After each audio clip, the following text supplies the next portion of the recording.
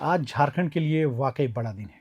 बड़ा दिन इसलिए है कि इस राज्य के सबसे बड़े प्रणेता दिशोम गुरु यानी शिबू सोरेन को मरणोपरांत पद्म अवार्ड से नवाजा गया है।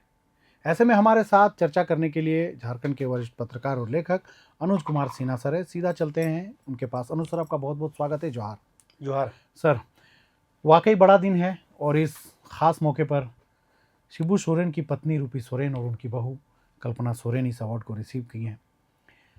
कितना बड़ा दिन, कितना बड़ा अवार्ड, और सर किन कामों के लिए गुरुजी को यह अवार्ड दिया गया? निश्चित तौर पर आज झारखंड के लिए और देश के आदिवासी समुदाय के लिए भी बहुत बड़ा दिन है, एक बड़ा सम्मान है जी। ऐसे गुरुजी लोगों के दिलों में बसते हैं जी। वो एक अलग तरह का सम्मान होता है जी। लेकिन जब पद्म अवार्ड आपको मिलता है, पद्म श्री, पद्म भूषण, पद्म विभूषण जो भी मिलता है जी। तो एक अलग तरह का सम्मान होता है। तो आज झारखंड के लिए बहुत बड़ा दिन है। उस व्यक्ति का सम्मान हो रहा है हुआ है जिन्होंने अपना पूरा जीवन संघर्ष में बिता दिया। किसके लिए? आदिवासी अस्मिता, महाजनी प्रथा, समाज सुधारक के तौर पर, समाज में जो आदिवासी समाज में जो बुराइयां फैली हुई थी उसको दूर करने के लिए एक समाज सेवक की भूमिका में उन्होंने अपना काम किया और पॉलिटिक्स को छोड़ दे, उससे हट के, उससे ऊपर के वो व्यक्ति थे। इसलिए देश उनको आज ये सम्मान दे रहा है। सर, उनके भाषणों में हमेशा कोई लच्छेदार बात नहीं देखी जाती थी। हमेशा वो बिल्कुल गांव के जैसे लोग, ठेठ झारखंडी कह सकते हैं कि, या बिल्कुल खांटी भाषा में वो बात करना पसंद करते थे। कई भाषण, कई बयान हम लोगों ने भी सुना है कि ए मुर्गा मत लड़ाओ, दारू हड़िया मत पियो, बच्चा लोग को स्कूल भेजो, मुर्गी पालो, बकरी पालो, यही सब चीज़ रहता था सर। और कहीं ना कहीं झारखंड की जो आदिवासी समुदाय है, आदिवासी समाज है, वो ज़्यादातर ग्रामीण परिवेश में रहती है।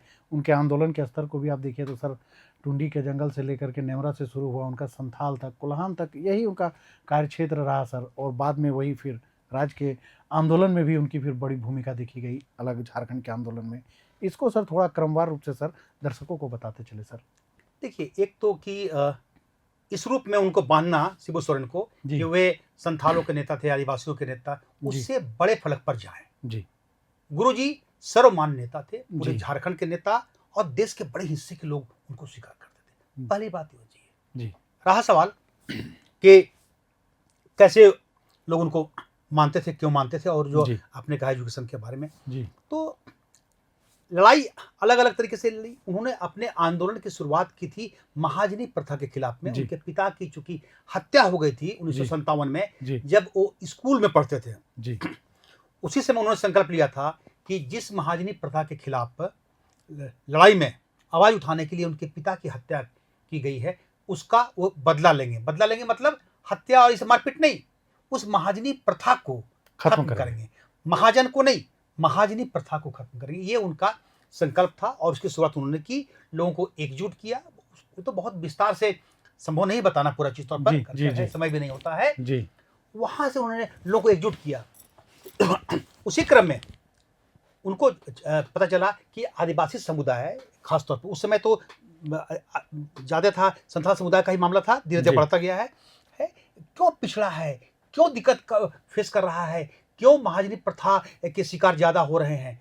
तब पाए कि उनके अंदर में सामाजिक बुराइयां हैं, जिसमें एक शराब है, बड़ा कारण है, अशिक्षा है, दूसरा है, तीसरा है अपने अधिकारों के लिए वो बोल नहीं पाते हैं, अवेयरनेस की कमी है, साधन का अभाव है।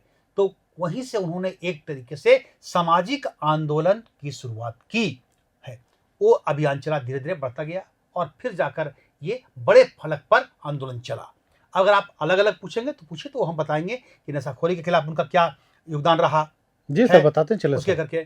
तो हम लोग सबसे पहले बात करते हैं कि शराबबंदी, शराबबंदी के लिए तो गुरुजी मानते थे, उनका अपना मानना था यंग एज से ही कि आदिवासी समुदाय क्यों शिकार हो रहा महाजनी प्रथा का, क्योंकि महाजन उनकी जमीन पर कब्जा कर रहे हैं। कब्जा कैसे कर रहे हैं? तब क्या है, आदिवासी अशिक्षित हैं।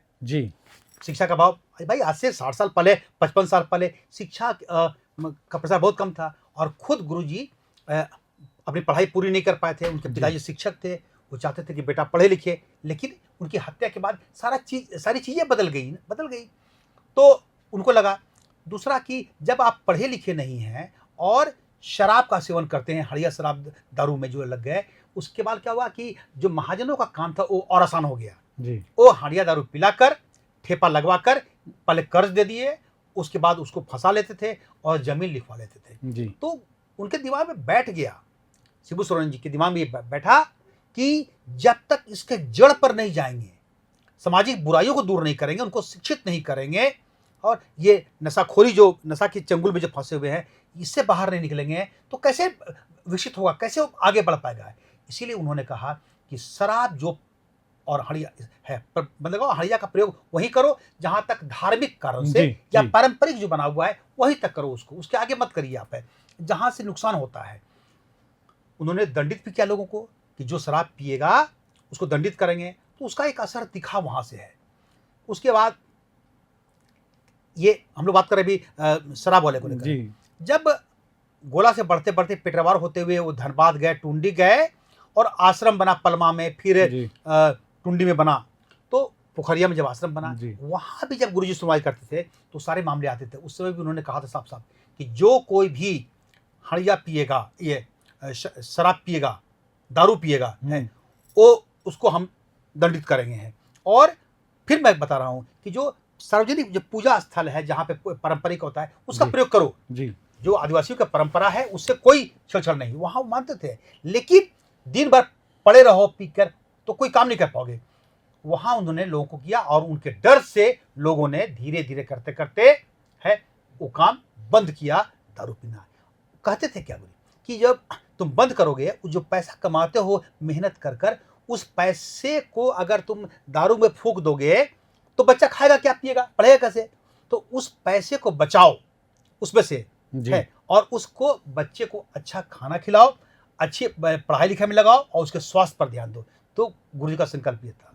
इतना ही नहीं है, जब इसको बड़े फलक पर गुरुजी और कब ले गए, जब 1980 में पहली बार वो संसद में गए, जब एमपी का चुनाव जीतकर दुमका से, वहां भी उन्होंने पहले भाषण में भी इसका जिक्र किया कि कैसे महाजन आदिवासियों को शराब पिलाकर गुमराह करके नशा में उनकी जमीन को हड़प लेते हैं। तो उन्होंने कहा था कि इस पर अंकुश लगाने का प्रयास करें। तो पूरा जीवन उनका इसमें बीता। ठीक है, और सबसे बड़ी बात कि खुद आदिवासी समुदाय का होने के बावजूद शिबू सोरेन ने कभी जीवन में शराब नहीं पी, इवन के वो शाकाहारी थे जी, मांस मछली भी वो नहीं खाते थे। तो ये उनका बड़ा गुण रहा। ये हो गया। आज जो उनको सम्मान मिल रहा है वो कई कारणों से, समाज सेवा के लिए, समाज में सुधार के लिए, है ना। तो एक तरीके से आप देखेंगे कि ईश्वर चंद्र विद्यासागर जी, है ना, ये सब जो उन्होंने काम किया था, राजा राम मोहन राय, तो उसी श्रेणी में इनको आप ले सकते हैं कि इन्होंने झारखंड के पिछड़े इलाकों में जो लोग भी हैं, आदिवासी या मूलवासी, और जो लोग भी इसके शिकार हैं, उससे वो बाहर निकले। उनका मानना था, मैंने पहले बताया जी, कि शिक्षा बहुत जरूरी है। तो उन्होंने क्या किया गुरुजी ने कि जब वो टुंडी में थे तो क्या किया कि दिन भर जो आदिवासी जो लोग भी बाकी हुए लोग हैं वो खेतों में काम करते थे, मजदूरी करो, सामूहिक खेती करो, जो करना है करो, काम करते थे, आंदोलन भी करते थे जी, अलग राज्य के लिए आंदोलन भी करते थे जी। बोलते थे कि इनको शिक्षित होना है। अब सोचिए कि क्या वो सोचते थे कि दिन भर तो काम कर रहा है, वो खेत में है जी, स्कूल अगर जाएगा ये लोग पढ़ने के लिए तो खेत में काम कौन करेगा, संकट है। तो उन्होंने कहा कि नहीं, इसका एक मॉडल बनाए, और वो मॉडल था रात में तो पढ़ाई करो जी। तो खेत में काम करने के बाद लोग घर जाते थे, अपना आते थे, अपना सारा काम धाम कर रात्रि पाठशाला नाइट स्कूल की शुरुआत की। अभी भी रांची के आसपास में भी कई जगहों पर, लोहरदगा में अभी शुरू किया गया है कुछ नाइट स्कूल। और उनके था कि जो लोग दिन भर खेत में काम करते हैं वो आए, और उसमें बच्चे ही नहीं आवे, बच्चे भी आवे, बड़े लोग आवे, बड़े लोग, महिलाएं आए वहां पर हैं। तो ये काम शुरुआत किया। उसका बाद में सर एक गवर्नमेंट ने भी कॉन्सेप्ट लाया था, प्रौढ़ शिक्षा अभियान चलाया गया था सर। हाँ, तो और उसमें क्या किया वो, उनका था कि अपने पढ़ाते थे, अपने भी जी है, तो वहां से लोग उनको गुरुजी कहना शुरू कर दिया है जी। फिर उन्होंने बनाया फार्मूला कि जो लोग शिक्षित हो गया, जो जी। शिक्षित है वो हर 5 व्यक्ति को शिक्षित शिक्षित करेगा। करेगा। अब आप सोचिए कि 1 किया तो पाँच वो है। अगर 5 किया, उन अब 5 हो 500 गए, से वो 5 से 5 किया 25 तो हो गए। 25 हो गया, जी। फिर 25 5-5 करेगा तो 125 हो गया। जी। तो इस तरीके से चेन बढ़ता गया, चेन बढ़ता उसका बड़ा असर पड़ा। जी। ये 2 बड़ा एरिया था जहाँ पे गुरुजी ने काम किया। और एक और एरिया जो उन्होंने कहा है कैसे कि जो लोग भी वहाँ पर के हैं, आप जो अंधविश्वास पर मत ध्यान दो, उधर मत जाओ है, और अपने समय का उपयोग करो। समय का उपयोग का अर्थ होता है वहाँ पर उनका कहना था कि जो आप अनावश्यक खर्च करते हैं, फिजूल खर्ची पर रोक लगाने के लिए।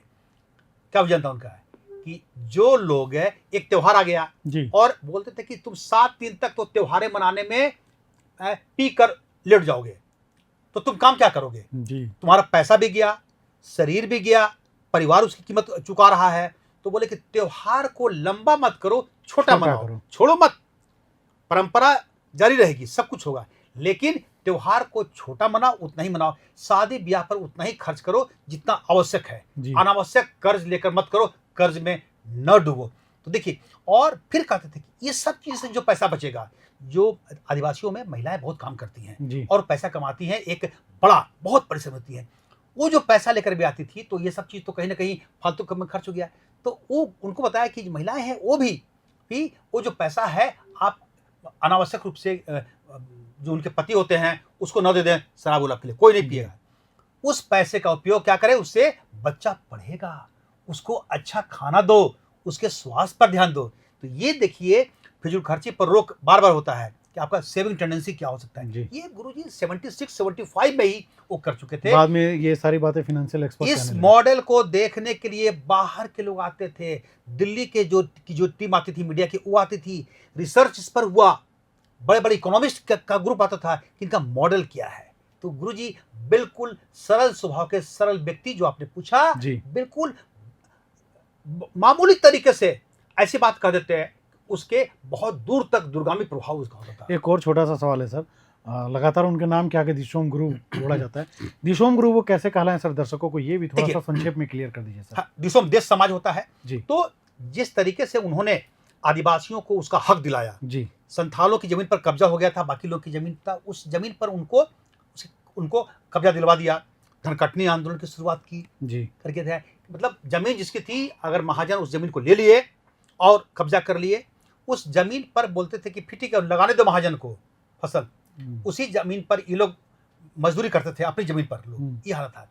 तो गुरु जी ने कहा था कि फसल वो लगावे, फसल काटने का वक्त होगा तो तुम काटोगे और फिर जमीन पर कब्जा करना है, लोगों बांटोगे। तो ये समाज के लिए सोचते थे, दिशा देते थे। जी। गुरु जी ने आदिवासियों को मान सम्मान के साथ जीने का तरीका बताया। जी। उनकी जमीन वापसी कराई, उनके आय के लिए सूरत बताया कि कैसे सामूहिक खेती करो, कैसे बकरी पालन, सुअर पालन, जो भी होता है, मुर्गी पालन, वो करो, बिजनेस का मॉडल बताया, खेती कैसे होगी वो बताया उन्होंने। मतलब एक तरीके से पूरे समाज को, जो आदिवासी को जो देश होता समाज होता है, उसको दिशा देने का काम किया। गुरु क्या करते, दिशा का काम, दिशोम। तो समाज को और अपने देश के लोगों को जो आदिवासी हैं उसको दिशा देने का काम किया। इसलिए गांव के लोगों को लगा, सब जो उनके लोग थे, कि ये व्यक्ति दिशोम गुरु है, मतलब पूरे समाज के अभिभावक हैं, दिशा देते हैं, गुरु हैं, शिक्षित करते हैं, बताते हैं, रास्ता दिखाते हैं, और उनमें कहीं ना कोई शक्ति है, इसलिए उनको दिशोम गुरु कहा गया।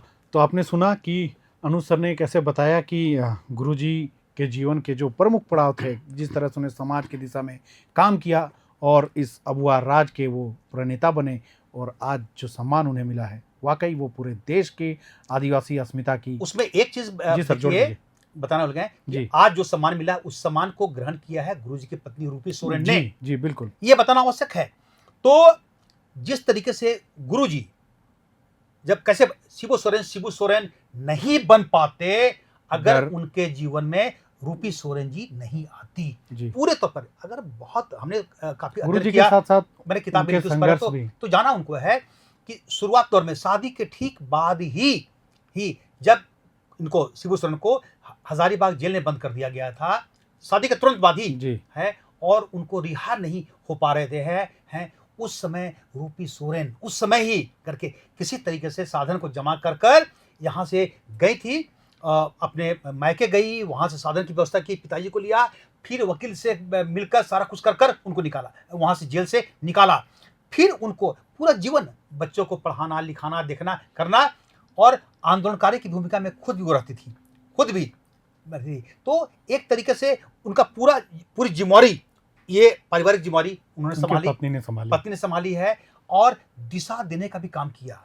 अगर आप और अध्ययन करेंगे तो कई और लोग थे उनके परिवार में। महाजनों ने जब शिबू सोरेन जंगलों में रहते थे, महाजन प्रथा के खिलाफ लड़ते थे, तो वो जंगल में है, तो उनकी जमीन पर भी फिर उसके बाद भी कब्जा करने का प्रयास किया महाजनों ने। उस समय रूपी सोरेन खुद जी अपने और गुरु जी की एक बहन, ये सब लोग हंसुआ लेकर और दौड़ाई थी, उस व्यक्ति को पीटी थी, उस भागा था। तो महाजनों का जो आतंक था वो कम हुआ, उस तरीके से धीरे धीरे खत्म हुआ। तो रोल इनका बड़ा रोल था। और आज अस्वस्थ होने के बाद भी वो यहाँ से झारखंड से गई हैं, और जाने के बाद वो सम्मान ग्रहण किया।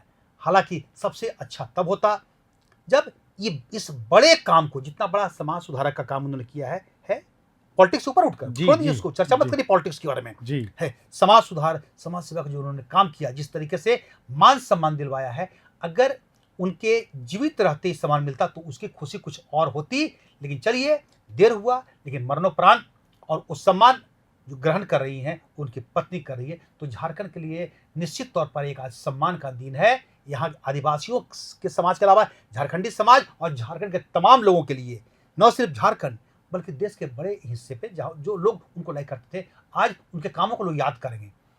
उससे एक बात तय हो गया है कि जो व्यक्ति जीवन में, चाहे इनको भूल जाए अभी, है किसी भी एरिया में जो लोग भी बेहतर काम करते हैं, उसको आज नहीं तो कल लोग रिकॉग्नाइज करते हैं, मान्यता मिलती है। गुरु जी को ये सम्मान मिलना उसी का एक हिस्सा है। इतने दिनों के बाद, है ना, गुरु जी का संघर्ष, मूल संघर्ष जो था, अगर आप देखेंगे तो वो 95 के आसपास में वो खत्म हो चुका था, जंगल आंदोलन का था लेकिन, और महाजनी प्रथा भी लगभग कंट्रोल में हुई थी। तो आज अंदर के एरिया में अब महाजनी प्रथा नहीं के बराबर है, अब नहीं है, खत्म हो गया है। ये बड़ा काम उन्होंने जीवन में किया।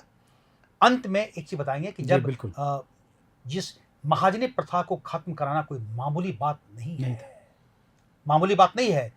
और हमारी बात उनसे हुई थी गुरु जी से, मतलब निधन के लगभग 6-7 महीने पहले हमारी भेंट हुई थी। तो हम उनसे ऐसे ही पूछे थे कि आपके जीवन का सबसे खुशी का पल या सबसे बड़ी उपलब्धि किसको मानते हैं।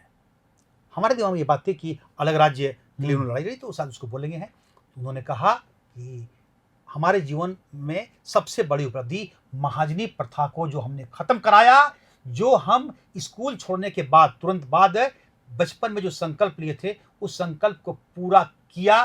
तो महाजनी प्रथा को खत्म कराने की सबसे ज़्यादा खुशी हमको मिलती है, और वही मेरे जीवन की सबसे बड़ी उपलब्धि है। खुद गुरु जी ने ये बात कही थी। तो इससे आप अंदाज लगा दीजिए कि कितना लॉन्ग टर्म का वो अभियान, लंबा अभियान वो चलाते थे और सोचते थे। तो ये है, इसलिए वो एक आदरणीय रहे हैं, इसलिए आज पूरा देश आज इस तरीके से उनका सम्मान करता है। तो आपने सुना अनुज सर ने गुरुजी के बारे में जो चीज़ें बताई, आखिर आज क्यों गुरुजी कहलाएं और क्यों उन्हें देशों गुरु कहा जाता है। और गुरुजी के बारे में कुछ भी तारीफ करना, उनका व्यक्तित्व बड़ा था, वो मेरे लिए यूँ कहे कि वो मुनासिब नहीं होगा। गुरुजी वाकई में समंदर के हकदार थे, और वो समंदर उन्हें इस अवार्ड के रूप में मिल रहा है। पूरा आदिवासी समाज गौरवान्वित महसूस कर रहा है। और अनुज सर का भी बहुत बहुत धन्यवाद, जिन्होंने गुरुजी से जुड़े इतने प्रसंग हमें सुनाए, आप दर्शकों तक बताए कि गुरुजी ने अपने जीवन काल में क्या क्या काम किया। हाँ, एक चीज़ तो है, जैसा सर ने कहा कि अगर जीवित होते हुए ये अवार्ड उन्हें मिलता तो खुशी होती। वाकई में वो चीज़ मेरे भी दिल में है, मैं भी आपको ये चीज़ कहना चाहता हूँ। और हमें दीजिए फिलहाल के लिए इजाज़त। कैमरे के पीछे थे कपिल मुंडा, मैं प्रदीप, आप सभी का फिर से एक बार जोहार करता हूँ। सर, आप हमारे साथ इस चर्चा में जुड़े, आपका बहुत बहुत धन्यवाद। जोहार। बहुत बहुत जोहार। प्रभातखबर.com, विश्वास वही, रफ्तार नहीं।